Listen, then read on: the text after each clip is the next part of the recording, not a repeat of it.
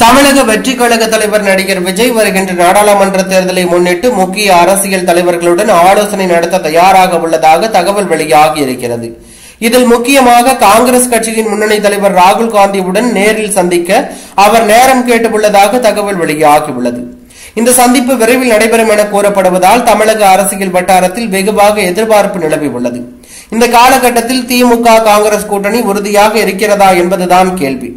விஜயின் கட்சி எதிர்காலத்தில் திமுகவுக்கு பதிலாக காங்கிரசுடன் கூட்டணி அமைக்க வாய்ப்பு உள்ளதா என்ற சந்தேகமும் எழுந்துள்ளது. சில காங்கிரஸ் மூத்த தலைவர்கள் கட்சிக்கு அதிகாரம் வேண்டும் என்றால் திமுக கூட்டணியிலிருந்து வெளியேறி அதிமுக அல்லது தமிழக வெற்றி கழகத்துடன் சேர வேண்டும் என மேலிடத்தை வலியுறுத்தி வரும் செய்திகளும் வெளியாகியுள்ளன. விஜய் ராகுல் காந்தி சந்திப்பு நடைபெறுமானால் அது ஒரு வியூக ரீதியான ஆலோசனையாக இருக்கும் என கூறப்படுகிறது. சட்டமன்ற தேர்தலில் கூட்டணி அமைப்பது குறித்தும் திமுகவின் சொற்களுக்கு பதிலடி கொடுப்பது குறித்தும் தமிழகத்தில் வலுப்பெறும் புதிய அரசியல் கட்டமைப்பை உருவாக்குவது குறித்தும் இந்த சந்திப்பில் விவாதிக்க வாய்ப்புள்ளதாக கூறப்படுகிறது. இருப்பினும் இந்த சந்திப்பு குறித்து தமிழக காங்கிரஸ் தலைவர் செல்வ பெருந்தகை எனக்கு எந்த தகவலும் வரவில்லை, உங்களுக்கு தெரிந்த தகவலை எனக்கு சொல்லுங்கள் என்று கூறியிருந்தார். இதனால் இந்த சந்திப்பு உண்மையிலேயே நடைபெறுமா என்பதில் சந்தேகம் நிலவுகிறது.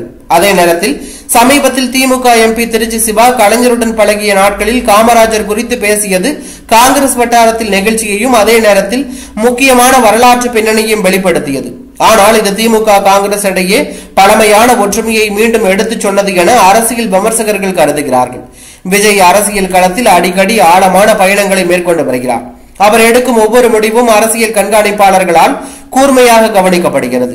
ராகுல் காந்தி சந்திப்பு நடந்தால் அது விஜயின் அரசியல் பயணத்தில் ஒரு மைல்கல்லாக அமையும் என்பது உறுதி. இந்த சந்திப்பு நடைபெறுமா அல்லது அரசியல் வதந்தியாகவே தொடருமா என்பது இன்னும் உறுதியாக தெரியவில்லை. ஆனால் ஒரு விஷயம் மட்டும் தெளிவாகிறது.